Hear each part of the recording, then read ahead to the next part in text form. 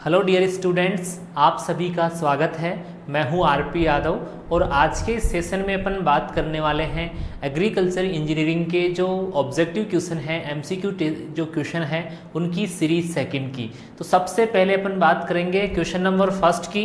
तो देखिए अपन ऑलमोस्ट जो आपका जो इंजन होता है उसमें लास्ट जो सीरीज थी उसमें मोस्ट इंपॉर्टेंट क्वेश्चन डिस्कस कर चुके हैं और आज उसी से रिलेटेड, इंजीनियरिंग से ही रिलेटेड एग्रीकल्चर जो इंजीनियरिंग है उसमें बेसिकली अपन बात करें, आपके जो क्वेश्चन आते हैं वो tractor engine, diesel tractor engine और जो इम्प्लीमेंट्स हैं, एग्रीकल्चर इम्प्लीमेंट्स हैं, उनके रिलेटेड जो क्वेश्चन है वो पूछे जाते हैं। तो अपन इसी से रिलेटेड जो क्वेश्चन है, इंपॉर्टेंट क्वेश्चन जो आपके एग्जाम्स में पूछे गए हैं उनका डिस्कशन कर रहे हैं। तो जब से यहाँ पे अपन बात कर रहे हैं, सबसे पहला जो क्वेश्चन है वो है पिस्टन।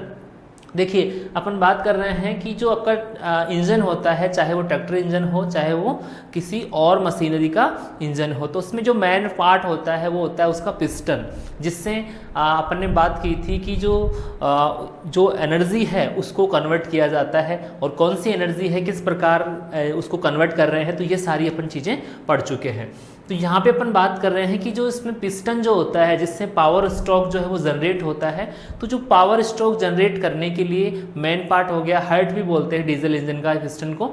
तो यहाँ पे देखिए ये जो आपको दिख रहा है पिस्टन इस प्रकार का ये होता है, ठीक है। और उसमें अपने डिफरेंट रिंग्स की बात की थी, डिफरेंट जो रिंग्स की बात की थी उसमें देख सकते हैं आप यहाँ पे देखिए टॉप कंप्रेशन रिंग है, उसी प्रकार सेकेंड कंप्रेशन रिंग है, ऑयल कंट्रोल रिंग है, ठीक है, वरिस्ट रिंग है, स्वैम्प रिंग है। तो ये सारे के सारे क्या है, इसमें रिंग्स होती है जो अलग अलग इसके फंक्शन होते हैं। तो बात यहाँ आ रही है कि सबसे पहला जो चीज़ ये है कि पिस्टन जो है वो किस चीज़ से मटेरियल उसमें यूज़ करते हैं अपन बनाने के लिए। तो देखिए यहाँ पे अपन बात कर रहे हैं कि piston of engine is made of. तो देखिए पिस्टन जो होता है इंजन का वो कई प्रकार की जो मेटल्स होती है उनसे बनाया जाता है, जिसमें अपन बात करें कास्ट आयरन जो होता है उससे भी बनाया जा सकता है, एल्यूमिनियम एलॉय है या निकल आयरन एलॉय है। तो इसके सभी आंसर क्या है, करेक्ट है, यानी कि इनमें से किसी भी मेटल का अपन यूज़ लेते हुए पिस्टन जो है उसका मैन्युफैक्चरर अपन कर सकते हैं, ठीक है। दूसरा अपन बात करें the work of crank shaft. Crank shaft जो होती है उसका वर्क क्या होता है, जो फ्लाई व्हील होते हैं उनको क्या करना, रोटेट करना, फ्लाई व्हील को क्या करना, रोटेट करना। देखिए यहाँ पे अपन बात कर रहे हैं कि जो क्रैंक शाफ्ट होती है वो इसको बोलते हैं अपन, जिसपे क्या लगे होते हैं पिस्टन। तो ये जब मूवमेंट करेगी, ये जब मूवमेंट करती है तो इसमें ये जो पिस्टन है उसका मूवमेंट होता है। तो अगर अपन बात करें, बेसिकली बात करें तो इस पिस्टन को अपने को 3 बार जो है इस क्रैंक शाफ्ट से घुमाना पड़ता है और एक जो पावर स्ट्रोक होता है तो उसमें यहाँ से जो है पिस्टन इस क्रैंक शाफ्ट को एक बार यानी 4 में से एक बार क्या करता है, घुमाता है। तो इस प्रकार जो है अपन जब कंप्लीट देखेंगे लेक्चर उसमें अपन डिस्कशन करेंगे। तो यहाँ पर अपन बात कर रहे हैं इसके वर्क की। अब देखिए सबसे इंपॉर्टेंट क्वेश्चन है कि जो इंजन होता है वो किस प्रकार और कौन सी एनर्जी को किस एनर्जी में कन्वर्ट करता है। तो यहाँ पे अपन बात कर रहे हैं engine is a device which converts, यानी किस प्रकार की एनर्जी को कौन सी एनर्जी में कन्वर्ट करता है। देखिए यहाँ पे अपन बात कर रहे हैं chemical energy into mechanical energy, दूसरा है mechanical energy into chemical energy, chemical energy into electrical energy और mechanical energy into electrical energy. अब देखिए इसको समझना है, आपको रटने वाली कोई चीज़ नहीं है। तो इसका राइट आंसर क्या हो गया, ए। तो केमिकल एनर्जी है उसको किस में कन्वर्ट करता है, मैकेनिकल एनर्जी में। तो इसमें केमिकल क्या यूज़ कर रहे हैं अपन, फ्यूल जो अपन कर रहे हैं वो एक प्रकार का क्या है, केमिकल है, और उसको अपन जो मैकेनिकल पावर है उसमें कन्वर्ट कर रहे हैं, किसके थ्रू कर रहे हैं, यानी जो उसमें अपन मूवमेंट हो रहा है उसमें, ठीक है। तो यहाँ अपन देखते हैं कि किसी भी प्रकार का जो इंजन होता है, जैसे कि अपन बात करें जो गाड़ी का इंजन होता है तो उसमें फ्यूल जो अपन इंजेक्ट करते हैं तो उससे क्या मिलती है, जो फ्लाई व्हील होता है उसको क्या मिलती है, वो रोटेशन उसको मिलता है। तो वो कौन सी एनर्जी बन रही है कि केमिकल एनर्जी का यूज़ लेते हुए इंजन किस में कन्वर्ट कर रहा है, उसको मैकेनिकल एनर्जी में क्या कर रहा है, कन्वर्ट कर रहा है। तो ये क्वेश्चन काफ़ी बार एग्जाम्स में पूछा जाता है। नेक्स्ट क्वेश्चन है external combustion engine is more powerful than. अब देखिए यहाँ पे अपन बात कर रहे हैं कि जो इंजन जो होता है उसमें जो कंबुस्टन होता है, कंबुस्टन का मतलब क्या होता है, दहन। हिंदी में अपन बात करें तो कि जब आपका एयर और आपका जो फ्यूल है उसको कंप्रेस किया जाता है, ठीक है, तो उसमें क्या होता है, अचानक क्या होता है, फायरिंग होती है, उससे क्या होता है, ब्लास्ट होता है, उसको बोलते हैं कंबुस्टन। तो वो अगर अपन बात कर रहे हैं अपना जो इंजन होता है उसमें क्या होता है, इंटरनल कंबुस्टन होता है, तो यहाँ बात कर रहे हैं कि एक्सटर्नल कंबुस्टन इंजन जो होता है वो किससे पावरफुल होता है। तो सबसे पावरफुल कौन सा होता है आपका, एक्सटर्नल कंबुस्टन इंजन, जिसमें अपन बात कर रहे हैं diesel engine, petrol engine, internal combustion engine. तो इन सभी से क्या होता है, वो महत्वपूर्ण होता है, सभी से ज़्यादा क्या होता है, पावरफुल होता है। इसमें अपन कंबुस्टन है अगर अपन बाहर करवाते हैं तो। नेक्स्ट क्वेश्चन है pre combustion chamber is found in, यानी कि प्री कंबुस्टन जो चैम्बर है वो किस प्रकार के इंजन में देखने को मिलता है। तो डीजल जो इंजन होता है उसमें क्या होता है, प्री कंबुस्टन इंजन चैम्बर जो है वो देखने को मिलता है। नेक्स्ट क्वेश्चन है the diesel engine does not have, इनमें से कौन सा पार्ट जो होता है वो डीजल इंजन में नहीं होता है। अब देखिए ये जो लास्ट सीरीज थी उसमें अपन ने बात की थी कि carburettor is the main part of which type engine, तो वहाँ पे अपन बात कर रहे थे कि जो पेट्रोल इंजन होता है उसका मेन पार्ट होता है। तो यहाँ पे अपन बात करें तो इसमें ये सारी जो चीज़ें हैं वो नहीं होती है। अपन बात करें स्पार्क प्लग की, जिसमें अपन उसमें इग्निशन करवाते हैं, ठीक है, इग्निशन कोयल, तो ये सारी चीज़ें किसकी है, किसके पार्ट है, पेट्रोल इंजन के हैं। तो ये डीजल इंजन में क्या होंगे, एब्सेंट होंगे। तो यहाँ पे आपको याद रखना है कि डीजल इंजन जो होता है उसमें कार्बोरेटर, स्पार्क प्लग और इग्निशन जो कोयल है वो अनुपस्थित होती है, एब्सेंट होती है। उसके बाद में बात करें गैस कट। अब देखिए गैस कट आप जैसे कि आप देखते हैं कि जो हेड पार्ट होता है इंजन में, तो उसमें जो कंबुस्टन है या फिर और जो लीकेज है उसका जो लुब्रिकेंट्स वगैरह है, तो इनके लीकेज को रोकने के लिए उसमें एक प्रकार का अपन लगाते हैं, इसी प्रकार का क्या लगाते हैं, एक बैरियर लगाते हैं जिसको बोलते हैं गैस कट, ठीक है। तो यहाँ पे दे रखा है gas cut are made of. तो गैस कट अगर अपन बात करें तो किसकी बनी हुई होती है, तो इसका जो राइट आंसर है वो क्या है आपका, कॉपर और एस्बेस्टॉस, जो इनसे मिलके गैस कट बनी होती है, जो कई प्रकार के जो लीकेज होते हैं उसको प्रिवेंट करने का वर्क करती है, ठीक है। अब देखिए नेक्स्ट क्वेश्चन है the gas cut are use to.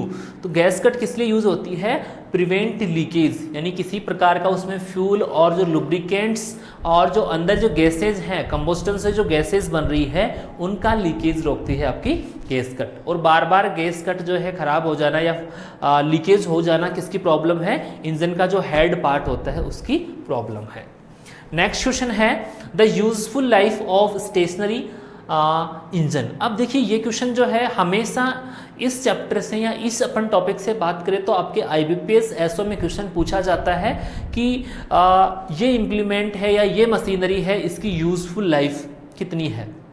तो उसमें दो चीज़ें आपको पूछी जाती है, एक तो पूछी जाती है उसकी वर्किंग हावर्स, पूछा जाता है कि कितने हावर्स अपन लगातार उससे काम कर सकते हैं, ठीक है, उसके पूरे लाइफ साइकिल में।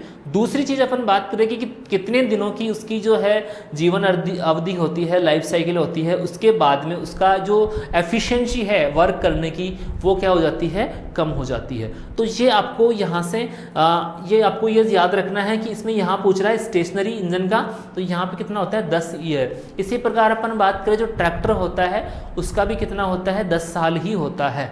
तो अब जैसे स्टूडेंट सोचते हैं कि 10 साल बाद में इंजन यूज़फुल नहीं होता है, यूज़फुल होता है, लेकिन जितना एफिशिएंटली वो वर्क कर सकता है उतना 10 साल बाद में वर्क नहीं करता है। इसलिए क्या होती है उसकी लाइफ साइकिल है, अपन जो कंपनी होती है वो डिसाइड करती है कि इतने दिन ये जो गाड़ी है या जो भी ट्रैक्टर वगैरह है या इम्प्लीमेंट्स हैं वो यूज़ लेने के योग्य हैं।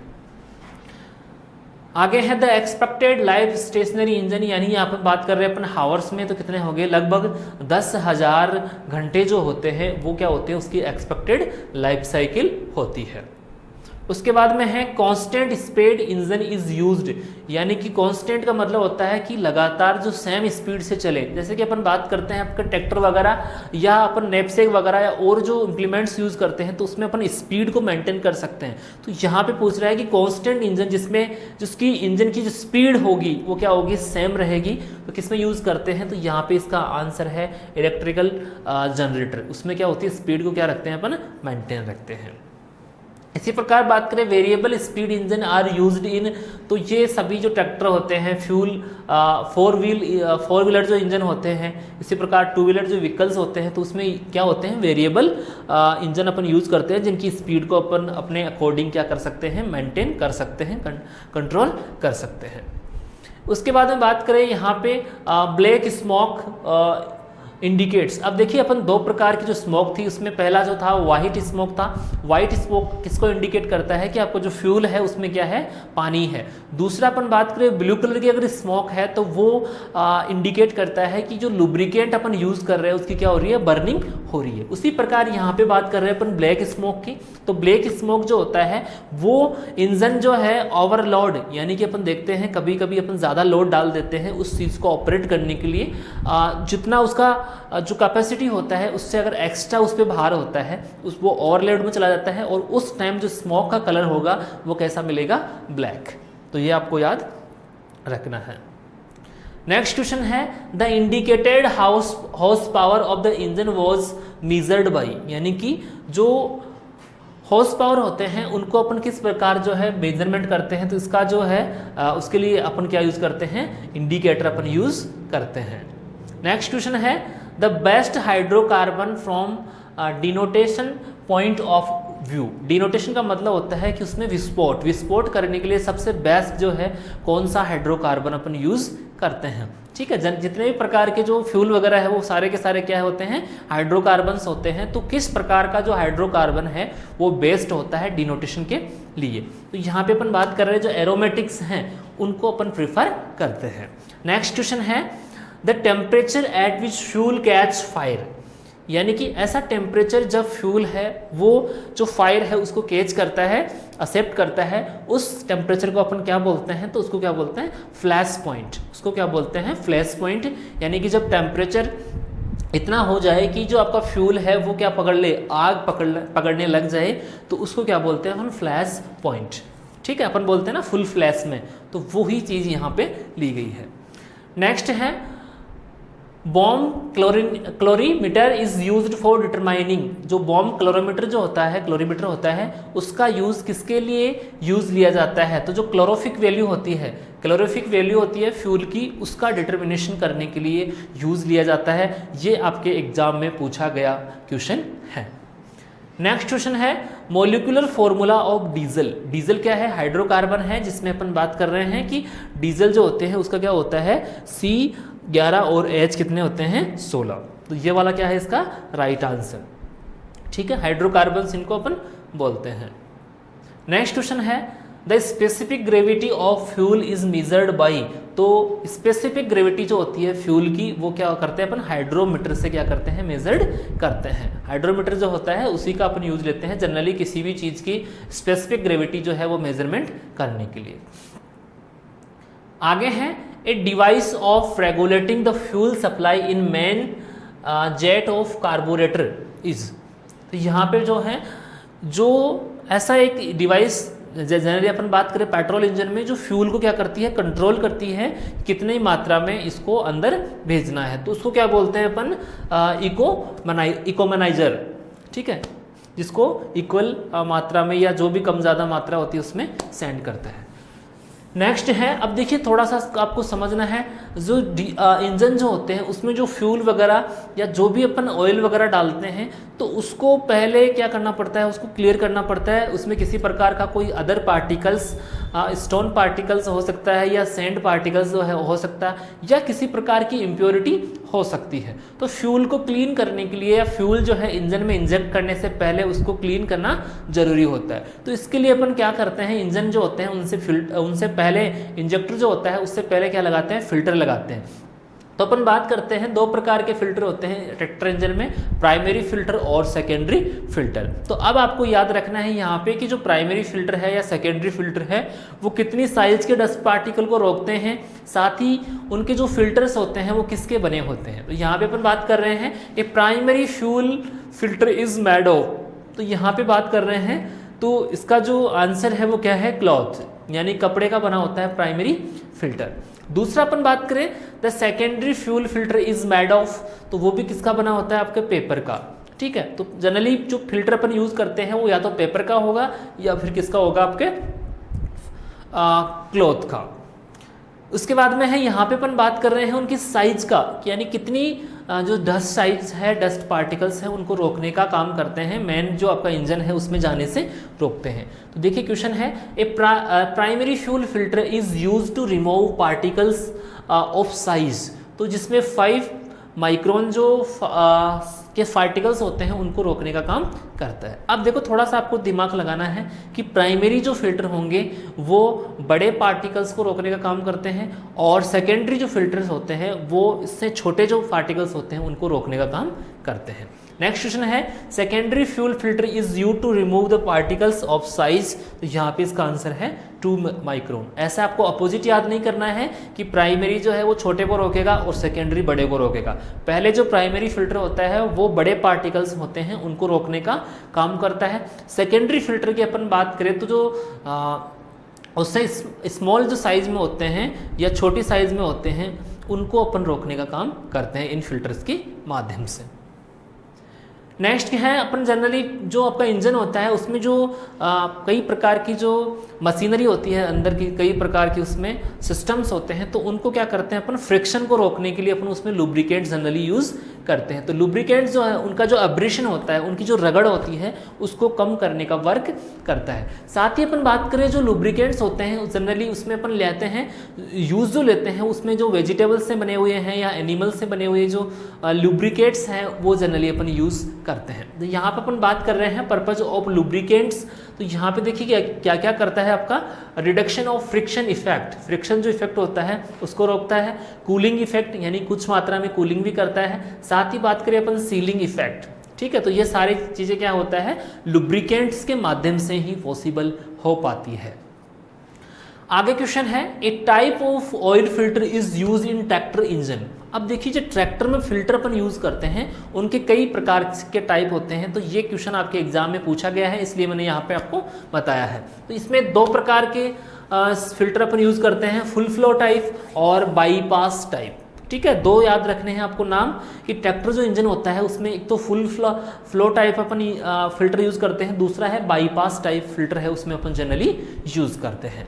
ठीक है, नेक्स्ट क्वेश्चन है oil filter of tractor engine is generally changed after, यानी कि ऑयल फिल्टर जो होता है जिससे अपन फ्यूल उसमें और जो लुब्रिकेंट्स वगैरह है वो डालते हैं, तो उसको अपने यहाँ पे अपन बात कर रहे हैं ऑयल का, तो उसमें जो फ्यूल अपन इंजेक्ट कर रहे हैं तो उसको कितने दिन बाद में अपन क्या कर देते हैं, चेंज कर देते हैं। ठीक है, ऑयल के बाद में तो लगभग 120 घंटे वर्क करने के बाद में जो सर्विस जो होती है वो इसी आधार पे होती है।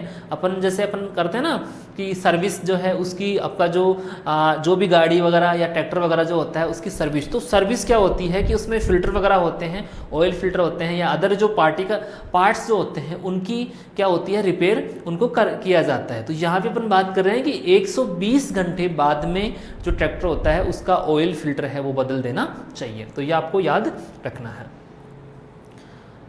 नेक्स्ट क्वेश्चन है air cooling system is generally found in. अब देखिए एयर कूलिंग सिस्टम क्या होता है कि इंजन जो होता है उसमें कंबस्टन होता है, उसमें क्या होता है ब्लास्ट होता है, तो उससे क्या होता है कि जो इंजन होता है उसका टेम्परेचर बढ़ जाता है। तो उस टेम्परेचर को मेंटेन करने के लिए अपन क्या करते हैं कुछ कूलिंग सिस्टम अपन जनरली यूज़ करते हैं। तो यहाँ पे अपन बात कर रहे हैं एयर कूलिंग की।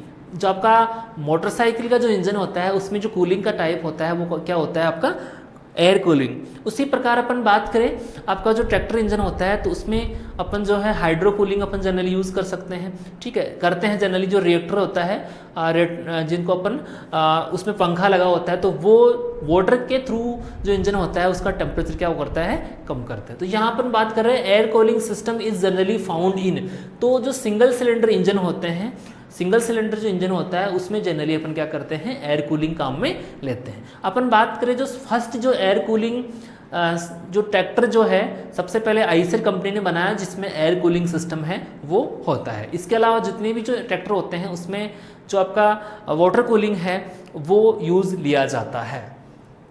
ठीक है, आगे है the fan of radiator is drawn by, यानी कि जो रेडिएटर जो होता है ट्रैक्टर के सामने जो लगा होता है जिसमें अपन पानी भरते हैं और वो कूलिंग का काम करते हैं, तो उसमें अपन बात कर रहे हैं कि जो फैन लगा होता है उसको घुमाने का काम कौन करता है। ठीक है, तो यहाँ पे इसका जो राइट आंसर है वो है कैमशाफ्ट। ठीक है, यहाँ पे आपको थोड़ा सा याद रखना है कि ये क्रैंकशाफ्ट है और ये क्या है, कैमशाफ्ट। तो कैमशाफ्ट है जो आपका रेडिएटर होता है उसमें जो फैन लगा होता है उस वाटर को ठंडा करने के लिए, तो उसको चलाने का जो काम करता है, ऑपरेट करने का काम करता है, वो कौन करता है, कैमशाफ्ट। ठीक है, आगे है the in radiator hot water flow. अब देखिए थोड़ा सा आपको समझना है कि जो रेडिएटर होता है इसमें अपन थोड़ा सा देखें तो किस प्रकार का आपको दिखता है। इसमें इस प्रकार का होता है जिसमें अपने यहां से क्या करते हैं, उसमें इस प्रकार का बना होता है और इसमें आप स्ट्रक्चर अगर अपन देखेंगे तो इस प्रकार की उसमें स्ट्रक्चर होती है।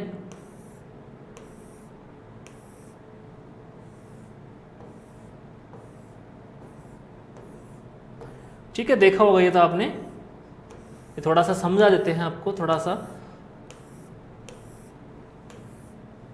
तो इस प्रकार की स्ट्रक्चर आपको देखने को मिल सकती है। अब देखो यहाँ क्या होता है इसमें कि अपन बात कर रहे हैं कि यहाँ से अपन क्या डालते हैं, इसमें वाटर डालते हैं, तो इनमें क्या होता है, इन सभी में क्या होता है, वाटर होता है। ठीक, तो ये तो काम करता है उसमें कूलिंग का। ठीक है, और यहाँ पर लगा देते हैं, इधर लगा देते हैं अपन फैन। यहाँ पे जैसे यहाँ पे अपन क्या लगाते हैं, इसमें फैन लगाते हैं, तो यहाँ पे जो वाटर है उसको ठंडा करने का काम करता है। अब देखिए इसमें एक सिस्टम होता है कि इसमें जो गर्म पानी होता है वो ऊपर की तरफ होता है और ठंडा जो पानी हो जाता है जिसका टेम्परेचर कम हो जाता है तो वो नीचे की तरफ रहता है। ठीक है, तो यह आपको पता रहना चाहिए कि इसमें ऑटोमेटिक जैसे ही वाटर गर्म होगा ऊपर की तरफ चला जाएगा, जिसको इस पंखे से द्वारा क्या किया जाएगा इसका टेम्परेचर है वो रिड्यूस किया जाएगा। तो यहाँ पे पूछ रहा है कि in radiator hot water flow at the, तो यहाँ पे बात कर रहे हैं कि हॉट वाटर है वो ऊपर फ्लो करता है, ऊपर फ्लो करता है और ठंडा पानी क्या करता है, नीचे फ्लो करता है।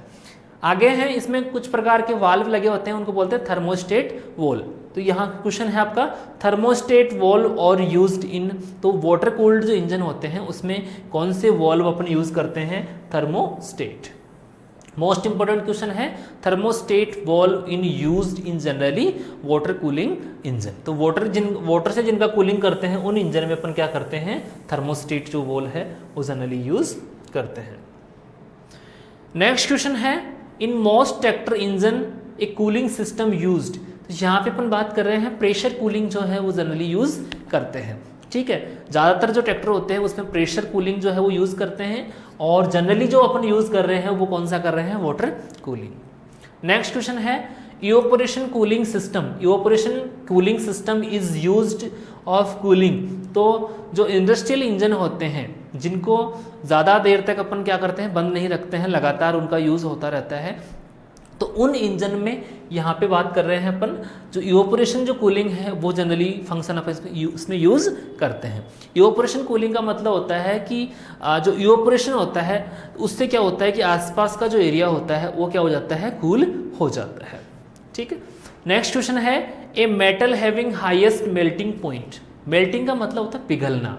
तो यहाँ पे अपन जो भी इंजन में जो पार्ट्स अपन यूज़ कर रहे हैं तो वो इस आधार पे लेते हैं कि अगर टेम्परेचर ज़्यादा होता है तो उस टेम्परेचर का जो प्रभाव है उसको होल्ड करने के लिए, उससे बचने के लिए अपन किसी प्रकार की कोई प्रॉब्लम ना आए, मेल्टिंग ना हो जाए, तो इसी प्रकार के अपन जो है इसमें केमिकल्स या मेटल्स वगैरह अपन यूज़ करते हैं। तो यहाँ पूछ रहा है कि हाईएस्ट जो मेल्टिंग पॉइंट होता है वो किसका होता है, तो अपन बात करें स्टील जो होता है, जैसे कि बेसिकली अपन बात करें जो इम्प्लीमेंट्स वगैरह में या जो पार्ट्स होते हैं इंजन वगैरह के, तो उनमें स्टील के कुछ पार्ट्स अपन यूज़ करते हैं। वो इसी कारण करते हैं कि उनका जो बॉइलिंग पॉइंट होता है, मेल्टिंग पॉइंट होता है, वो क्या होता है, ज़्यादा होता है, अधिक टेम्परेचर पे वो पिघलते नहीं है।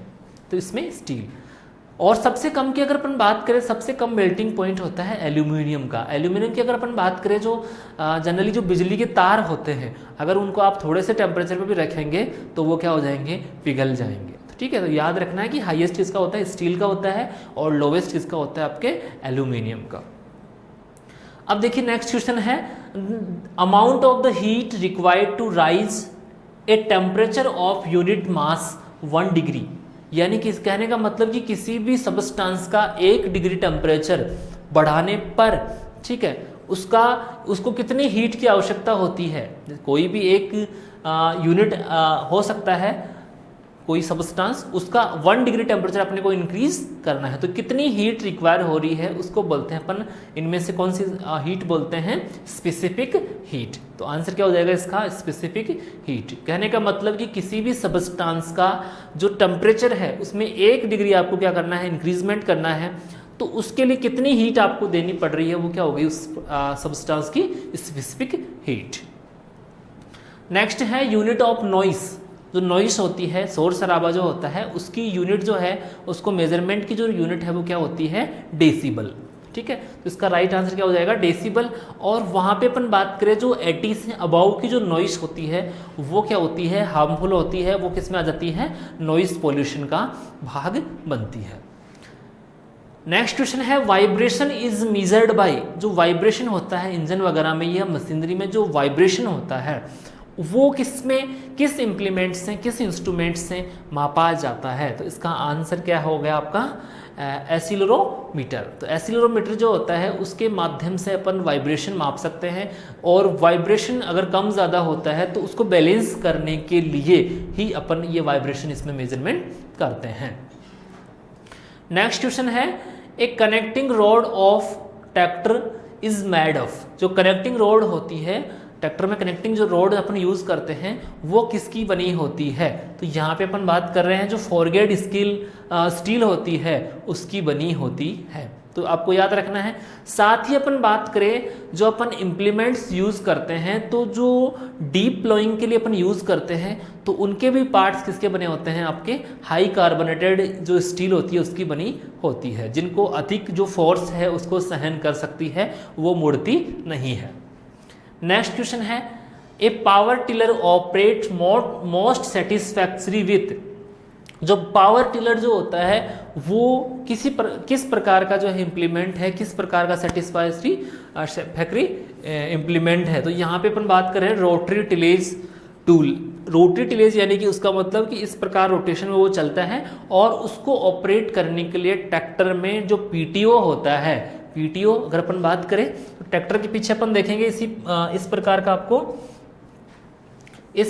आपको एक छोटा सा ऑप्शन दिखता है।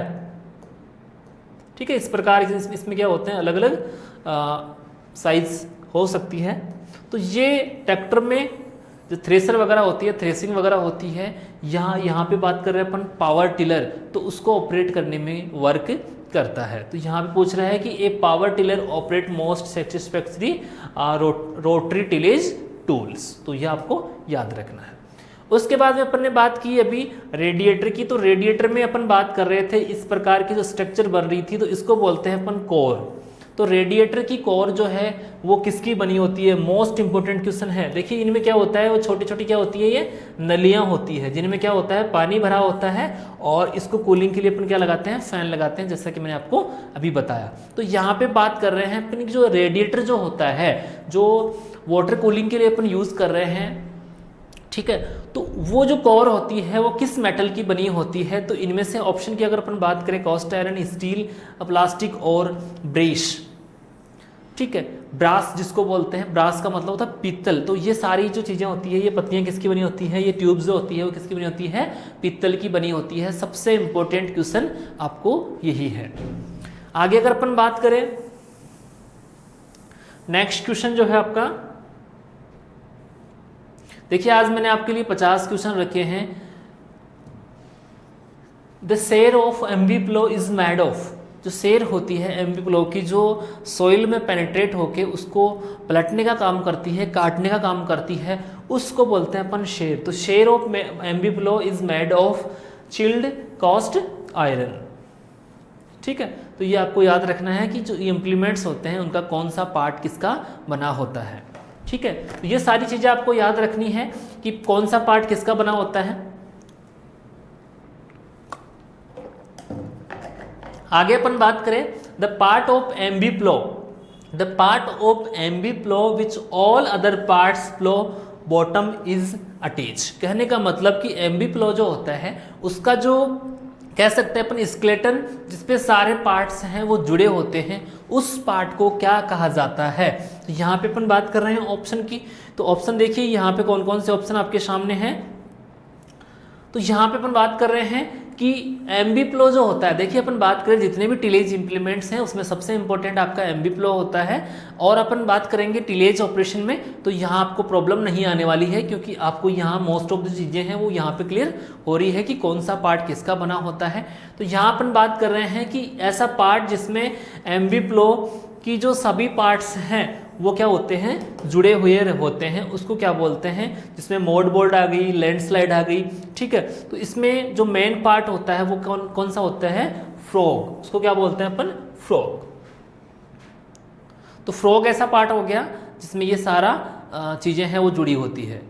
आगे है a part of mouldboard plough which lift turn and break furrow slice, यानी ये वर्क करता है, कौन सा पार्ट उसमें ये वर्क करता है जो सोइल को काटने वाटने का काम करता है। तो इसमें काटने का काम कौन कर रहा है, आपका मोड बोर्ड इसमें कर रहा है।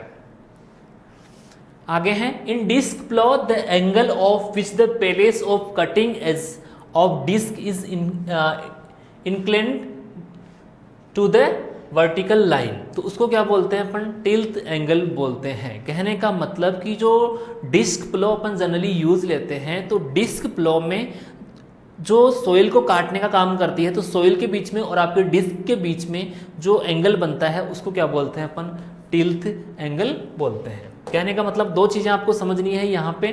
देखिए जो डिस्क प्लो होता है जनरली, ठीक है, तो ये सेंटर होता है इसमें, ठीक है। अब यहां से अपन बात करें इस सेंटर से यहाँ का जो कोण होता है, देखिए यहाँ पे अपन बात करें तो जनरली कैसी होती है, सी शेप जनरली होती है, डिस्क जो होती है वो सी शेप होती है। तो यहाँ से अपन बात करें इस प्रकार, तो यहाँ और यहाँ का जो इसमें जो कोण बन रहा है, ये जो एंगल है इसको क्या बोलते हैं अपन, टिल्ट एंगल बोलते हैं। सॉरी, इसको क्या बोलते हैं अपन, ठीक है, ये आपका क्या हो गया, आपका डिस्क हो गया। और यहाँ से और यहाँ का जो इसका एंगल होता है इसको बोलते हैं अपन डिस्क एंगल। और ये जब सॉइल में पेनिट्रेट होगा तो सॉइल का, जैसे कि यहाँ पे अपन बात कर रहे हैं, ये आपका क्या हो गया, सॉइल सरफेस। तो यहाँ ये जब पेनिट्रेट होगा तो यहाँ जो कोण बनेगा उसको क्या बोलते हैं अपन, टिल्ट एंगल। तो आपको पूछा जाता है, दो चीजें आपको पूछी जाती है, टिल्ट एंगल और डिस्क एंगल। तो डिस्क एंगल का मतलब हो गया कि जो डिस्क होती है उसके सेंटर से उसका जो कॉर्नर होता है उसके बीच में जो एंगल बनता है उसको क्या बोलते हैं अपन, डिस्क एंगल बोलते हैं। और ये जो सोइल में पेनिट्रेट होती है डिस्क, इसको क्या बोलते हैं अपन, टिल्ट एंगल। तो यहाँ आपको क्वेश्चन पूछा जा रहा है, तो इसका जो आंसर है क्या हो गया, टिल्ट एंगल, की जिस एंगल में डिस्क सोइल में पेनिट्रेट होती है। नेक्स्ट है disc angle of standard disc plough. तो डिस्क का जो एंगल होता है वो कितना होता है, 42 से 45 डिग्री। यानी कहने का मतलब जो सी शेप की जो डिस्क होती है जनरली, तो उनके सेंटर और यहाँ से अगर अपन बात करें तो ये लगभग 42 टू 45 डिग्री का कोण बनाती है। तो ये आपको याद रखना है, काफ़ी बार एग्जाम में पूछा जाता है। लास्ट ईयर आपके IBPS SO में भी ये क्वेश्चन पूछा गया है। इसी प्रकार जो लेक्चर का एग्जाम हुआ है उसमें भी ये क्वेश्चन पूछा गया है। तो यहाँ अपन बात कर रहे हैं tilt angle of a standard disc plough. जो टिल्ट एंगल जो होती है, ठीक है, जिसमें जो डिस्क होती है वो सोइल में पेनिट्रेट कितनी डिग्री पे हो रहा है, तो उसको बोलते हैं अपन टिल्ट एंगल। तो वो कितना हो गया, 15 से 25 डिग्री होता है। नेक्स्ट है in disc plough a device use to prevent disc from clogging.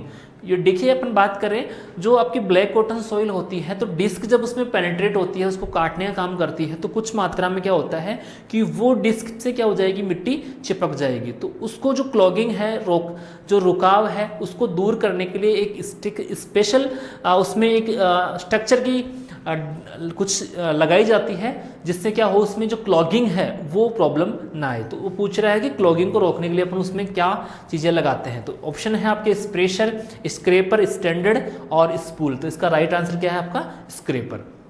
इसको अपन देखिए थोड़ा सा, तो जो डिस्क होती है, इस प्रकार की जो डिस्क होती है, तो ये क्या होती है, सोइल में जब पेनिट्रेट होगी तो यहाँ पे क्या होगा, मिट्टी वगैरह चिपक जाएगी। तो यहाँ इसमें एक इस पर स्पेशल स्ट्रक्चर लगाते हैं, तो ये जब रोटेट होगी तो यहाँ जो एक्स्ट्रा अमाउंट में जो मिट्टी होगी वो क्या होगी, इससे चिपकी हुई क्या हो जाएगी, साइड में हो जाएगी, हट जाएगी। ठीक है, नेक्स्ट क्वेश्चन है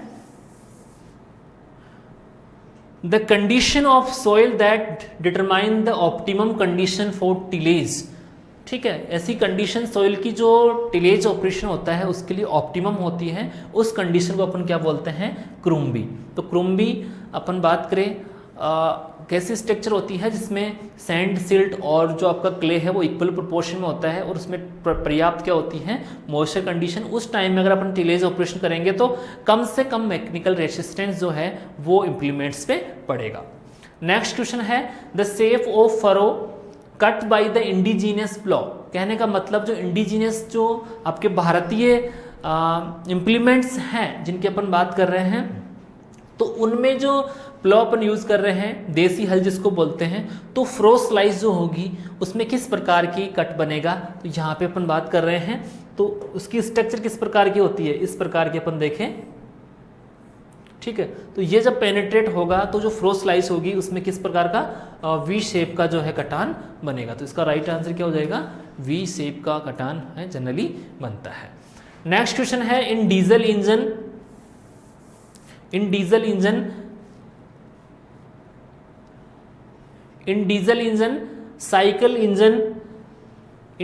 cycle engine air enters cylinder through, यानी एयर जो एंटर करती है वो किस वॉल से करती है, वो आपको ये क्वेश्चन पूछना चाह रहे हैं। तो इसको बोलते हैं अपन इनटेक वॉल। इसी प्रकार जब कंबस्टन होगा तो उसके बाद में जो एक्सेस क्वांटिटी में जो गैस बनती है उसको निकालने के लिए क्या होती है, आपका एग्जॉस्ट होता है, आउटलेट जिसको बोलते हैं। ठीक है, तो वो ये क्वेश्चन आपके कंप्लीट हुए। इसी प्रकार कुछ क्वेश्चन की जैसे अपन बात करें, कुछ टेक्निकल जो क्वेश्चन है वो आपको समझ में नहीं आते हैं, तो उनके लिए आप YouTube पे जो है या फिर जो गूगल है उस पर उसकी फोटोग्राफ है वो देख लीजिएगा। ठीक है, क्योंकि यहाँ आपको जो क्वेश्चन जो आपको सोल्व करवा रहे हैं अगर उनमें फोटोग्राफ्स डाल के अगर आपको सोल्व करवाएंगे तो लेक्चर जो है काफ़ी लंबा हो जाता है। इस वजह से मैंने आपको कोशिश की है समझाने की। फिर भी कोई टिपिकल क्वेश्चन जो आपको समझ में नहीं आया हो तो वो आपको कमेंट बॉक्स में उसको कमेंट डाल देना है। इसी प्रकार की नई सीरीज़ में फिर मिलते हैं, तब तक के लिए धन्यवाद।